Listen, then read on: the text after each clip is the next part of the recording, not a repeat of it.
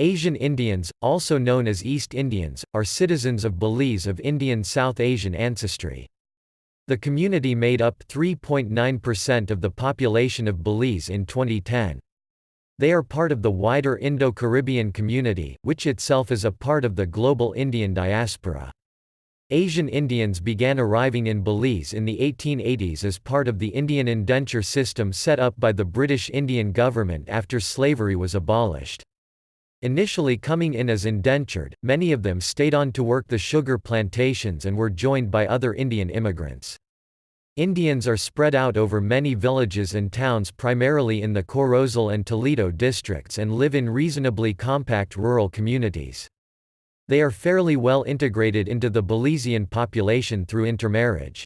However, they are still identifiable through their physiognomy and are known as Hindus. These set of Indians were almost entirely composed of Bhojpuris, Awadhis, Rajasthanis, and other Hindustani-speaking people of the Hindustani Belt in North India. A minority of indentured labourers were from South India.